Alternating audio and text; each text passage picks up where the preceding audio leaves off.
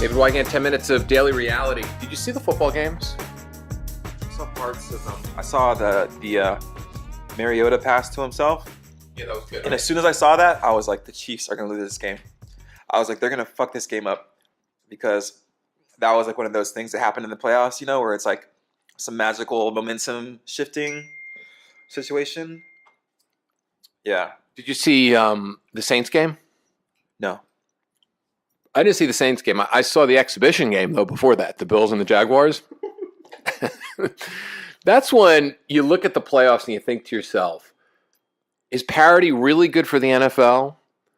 Or is it just really bad to watch? Like, I watched one of the worst, that was the worst playoff game I've ever seen in my life, 10-3. The Bills had first and goal at the 1 and couldn't punch it over. I mean, they went backwards, one of those teams that go backwards. They have LaShawn McCoy, but they decided not to hand off to McCoy. They just decided to go have Tyrod Taylor throw some passes. I don't know about you, but I'm not going to really put the playoff game in the hands of somebody named Tyrod Taylor. I don't know. People get crazy during the playoffs. The coaches start doing different things than they're used to. You just do what works, But we could, write it down on a piece of paper right now. And, we all know who's going to the Super Bowl. I mean, it's just, let's yawn again. Repeat. Yeah. I really think Atlanta and New Orleans will be in the championship because there's no fucking chance in hell Nick Foles is going to – Nick Foles is not beating the Falcons. Yeah. It's just – It's going to be Drew Brees. It's going to be either Drew Brees or Matt Ryan. Yeah. You can Brees or Ryan, and then – it's going to be the usual Patriots, Steelers. And Patriots, Steelers are going to go to Foxborough, and the game's going to be close, and then something's going to happen. And then game's going to be close, and then, Brady's going to take them down some drive, and, and leave Roethlisberger 1 second on the clock or 20 seconds on the clock. And, if you look about it, Brady would have been 8-0 in Super Bowls anyway, or what is he, 5-0? 5-0 now. He would have been 7-0 if it wasn't for 2 miraculous passes that Jesus caught. So it's just going to be another fucking Patriots weird thing. But there's something interesting, that we were talking about. Self-control. Mm.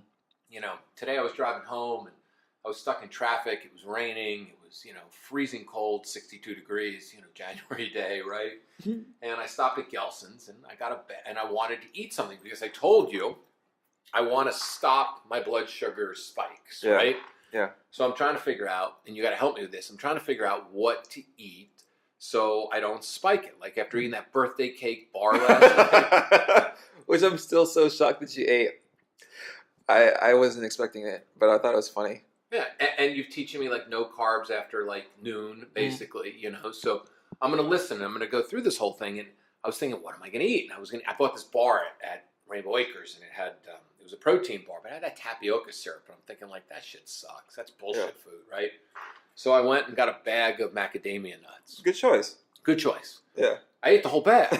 Bad choice. Right? So, and then look, I'm not going to put on weight, but I definitely felt, a month or two pregnant a couple hours later because, the salt content and all the fat wasn't digesting. But it's interesting how people in life seem to not understand portion control in a lot of aspects of their life. Mm. For instance, how many of you are obsessed with an ex? You have an ex, you guys broke up, you're alone, they're not alone. You check out their Facebook feed and see them out having fun. You check their Instagram posts and you start creating stories and you start getting really angry. And a lot of my clients have come to me that way. There was a client of mine that I really enjoyed coaching, but absolutely obsessed with his ex's Instagram post. I can't believe she posted that. What does it mean? And it's almost like the Instagram post story or the Instagram picture now creates a whole fucked up speculation story from someone who's still obsessed with somebody. Yeah. Words don't even matter anymore. I mean, because people used to write blogs, blogs of heartache. Oh my God, Mary Sue left me and I was broken. All those songs, right? Now we just post shit. We post a picture of a lonely salmon dinner. Single girl problems, hashtag. Right? I think people have portion control problems in life. Yeah. I think people are having really trouble communicating what's really going on. And I think people are using social media to talk about what's going on. I think people are using social media to talk about what they're longing for or missing. I think people are using Google and the internet to try to find answers and stuff. And I think we're very repressed as a society.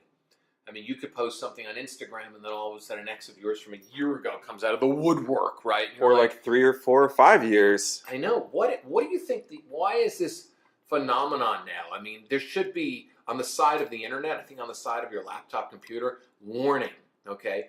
More than 2 posts per day is dangerous to your health. Warning, posting more than 2 pictures a day is dangerous for your health. Warning, stalking 3 or 4 ex-girlfriends or boyfriends a day on Instagram is dangerous for your health. And it's funny, my girlfriend and I spent the weekend together, and we didn't look at our phone once. She doesn't look at her Facebook, social media stuff, doesn't look at emails or anything else. And we spent the whole weekend doing something that I think is missing. Yeah. We talked. Like all day, all night, talked some more. Then we talked some more. And then went back to her house and we talked some more. But like through text though, right? Like you're texting each other. No, we were with each other. Talking. Wow, that's I know, talking. That's crazy. I know, isn't that? Yeah, no, but like voice messages, like on iMessage where you send each other voices like that, right? No, like actually face to face. Isn't that just a weird fucking concept? Dude, that is so crazy. I can't believe you guys do that. I know. We actually talked. We talked on the phone today twice. The phone. The thing that we both have, that greasy screen that you have, right? It's not a texting device. It's actually an actual phone. Yeah, like we will talk on the phone, like, and catch each other up on something or share something that happens in the moment instead of just giving, pictures to each other or emoticons to one another or text to one another. It's just, why are we doing, are we afraid of intimacy as a culture right now? Yes. Why? What is it that is scaring us, and why are people so obsessed with what used to be? It's almost like people are obsessed with their exes and what used to be, because, I gave an example of my client, and then you'll post something on there and stuff like that, right? And, to me, I never check out an ex's Instagram page, or I never check out their Facebook pages. What am I going to check them out? It's like they're living their life. Why would I check out their Instagram or Facebook page, right? Yeah. To go see that they're frolicking in the sun with a golden retriever, with somebody else's golden retriever? It doesn't make any sense for me as a person to do that, to check out other people's pictures or other people's photos. And I think that's what we're doing. We're a photo culture now. We don't want to see somebody else happy in that sense. It's different. I'm guilty of saying words about exes and stuff like that. People listen to the podcast, and you know what? That's kind of immature and stupid of me to do that. You're not saying names though. Yeah, but if anybody can put, people can put 2 and 2 together if they were listening, and I think that's definitely, my way of being frustrated. I think I can get frustrated and I can say things like that, right? And I can get angry instead of directing my anger. And I think even myself, who's a decent communicator, can get passive at times, passive aggressive at times, and because you're human. Yeah, I'm human, but it's something that's, I listen carefully and you hear it. If you hear somebody calling you out on something, it's really a good thing to be called out on something and say to yourself, that behavior was pretty passive aggressive. And it's good to hear that, and you got to grow from that. But I think we have a lot of opportunities in today's culture to set ourselves up for complete passive aggressive living. Like, what did they say? What did they do? Was that post about me? I mean, how many times people have emailed me and go, I got to send you the thing that my ex wrote. Do you think it means that she misses me? And I'm thinking no, it sounds like she was really in the mood for a tuna steak and chocolate pie. We live in a voyeur culture. Why? I don't know. Maybe you could blame it on the Kardashians, the reality TV, Facebook, Instagram. Like, we live in this world where you can experience life in a way. I mean, even video games, you can experience life without having to actually experience life, right? You can watch someone else do something that you really enjoy, and then you get some kind of vicarious feeling from it. You can play this video game that has all this cool stuff happening, and then you don't have to actually do it. You can play basketball on the video game and not actually play basketball. It's like I think a lot of these things are easy ways to get a little bit of the taste of what the thing is that you really want is. Like, you watch a romantic movie and you get the feeling of romance, even though you might be sitting there by yourself, And for some people, that's enough. And there's some people that want more than that. And I think we all actually do want more than that. but it's scary. It's hard. It's challenging. I mean, it's not. You have to actually go out and do it, is what I'm saying. It takes effort. It's not necessarily hard, but it's easier. It's harder than clicking a button or swiping through some pictures. And I think we talk a lot about other people. You know, I think we talk a lot about other experiences. Like we all talk about the guy that made money and he bought Bitcoin at 30. We talk about the guy that owned Apple. We're very, is it our way of rationalizing through our lives? Like I could have been that guy if I did what that guy did. I could have been that person who did this. I could have had this relationship or this house. It's like, it's easier to say those things than to actually do them. You know, it's easier to put that out there. I'm like, oh, I could have been that, or that could have happened for me. But, and then you have a story about the but, you know? Or it's actually really cool to imagine yourself being something, and then not actually doing it. Like, because then if you actually have to go out and try to do it, you risk failure. And a lot of people are afraid of failing. So you can say, oh, well, I could have done this, or I would have done this. And then, and once again, you get some kind of degree of satisfaction knowing that it could have been, but you didn't have to actually risk failure. you know, I think why don't we all take responsibility for our own shit? How about if we did fail? How about if you didn't get involved in an investment and you failed to get involved in an investment even though everybody told you to get involved in it? You failed. You failed. You choked. You were chicken, right? What about if you sent a stupid email to an ex or stalked their Facebook page or talk shit about somebody? I've done it, you know? I've definitely done it. When I'm angry with myself or I'm angry with something, I tend to publicly will vent. I'll vent my anger. I'll vent it out there. I'll let it out there, right? Is it right to do? No, you should really have those conversations with people, right? Is it human? Absolutely. You know, especially when you have an opportunity to try to, I don't know, entertain or express things or share things with somebody. But I don't think talking shit is a good thing. It's definitely not a good trait to do. You know, it's like you don't want friends to talk shit about you, right? You know, so, but we're human beings, you know, and we're posting shit all over the internet 24/7. You know, I will do a podcast and I'm pissed at somebody and I'll talk about it, you know, in third person or whatever it might be. But, you know, a person who's listening might know it's really them. So I get that, right? You know, I see other things that people post shit on Facebook. You know, I won't mention this person by name, but, you know, and you know the person that they're not mentioning by name is probably reading that post. It's like, what do we get? What are we accomplishing? We're accomplishing nothing. The other person, you know, they're listening. Are they really going to learn from that lesson? Are they going to be a part of that lesson? Are they going to share that lesson with you? The answer is probably no. You know, are they going to be more angry at you for whatever it is? And probably. Are you going to be able to repair a relationship with somebody? Who knows, right? If you publicly call out somebody or publicly tell somebody you love them because you're afraid to tell them you love them in person, are they going to love you? I mean, it's funny. I remember, like, I did this, my own version of this. I remember when I was dating this girl, Holly. We called her Holly Man because I would get stoned and go, Holly Man, do you think she loves me, man? Holly Man. And what did I do? I tried to passively, aggressively try to get her to love me. Yeah. So on my answering machine, I put the song Seeds of Love. Sowing the seeds of love, Tears for Fears, right?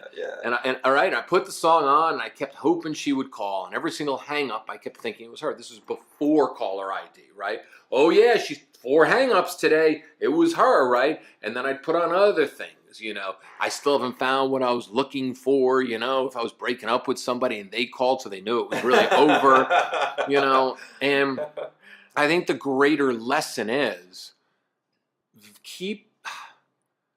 we all vent our feelings in one way or another. We either tell friends, we badmouth friends about somebody, we talk to a significant other. Some of us have a public forum. Some of us write. You know, some of us get angry in our writing. Some of us do it via podcasting, whatever it might be. But it doesn't make it right. I think the right thing is to confront the people that are pissing you the fuck off and just go, look, you're pissing me off. I don't want to fucking do a talk show about it. Look at how many comedians talk about their ex-wives or their ex-husbands, right? And they do part of their stand-up act is ripping their fucking kid apart. Like Louis C.K. talked about his kid being an asshole. you know, because his kids were a pain in the ass to him. So he called him an asshole and turned it into a bit and routine. That's passive aggressive, but that's funny and that's healing in one way. We're just human beings having a human experience. And you know what? We're going to fucking do whatever the hell we do. And sometimes we do it and we hurt somebody we didn't mean to. We're pissed off, we're angry, and we're just going to fucking explore it. But really, the world needs to really start getting more face to face. Yeah, I agree. I mean, these people are public figures. In a sense, you are too. So I mean, when it comes to like, it's part of your work, you know. Like it's if Louis C.K. didn't experience that stuff, we wouldn't laugh. Like we wouldn't have anything to laugh or relate to. It's brilliant. You know, like as a father, you can relate to him because you can understand certain things. Like so, I think there's a way to do it. I think there's a right way to do it. And I think there's not so right ways to do it. But having the feelings and expressing them, I think is important. And like really expressing them, you know. I think just there's a right way. The right way, of course, is to confront somebody and to get it out in the open and have it out with them. Mm-hmm. You know, the wrong way is to keep it all inside. Posting on Facebook, you know, doing a podcast or doing a stand-up act and stuff like that. You know, is it right? Is it wrong? Yeah. Do we do everything right? Do we do everything wrong in life? At least we're expressing. And I think people need to express more. I think people need to start having the heart-to-heart conversations with each other more and not get so frustrated or not go into story mode, not look at the Instagram and go into a story about what this Instagram thing means or what this post means. And I think we need to start talking to each other again and not fucking be so passive-aggressive as a society. Yeah. You know, shit happens, man. People piss each other off. People break up. People get angry. People fucking lose money. Business partners fucking rip each other off. People get pissed off. And sometimes you just got to realize that if you're venting in the wrong places, you got to take a look at yourself and say to yourself, you know what, I got some healing I still need to do around this.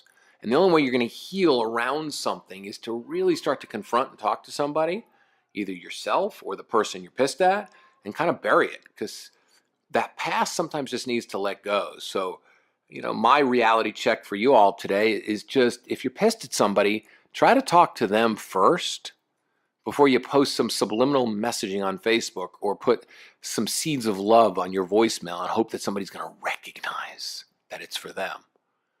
You know, stop being so passive aggressive. You know, we all have it in us because we're all human beings. That's it. Do me a favor, though. I'm going to ask you something to be aggressive. Post this on other people's wall. We went 17 minutes today, so tomorrow we're going to go 3 minutes. 3 minutes tomorrow is going to be the most powerful podcast ever. Obi and I are going to have a message for you tomorrow in 3 minutes or less that's going to change the way you look at, give them a topic. They look at what? Well, you look at 2018. What are you going to do this year? Who are you going to be and how are you going to show up? Tomorrow is going to be a 3-minute podcast on that. 2018, how you look, how you show up, and what this year really means.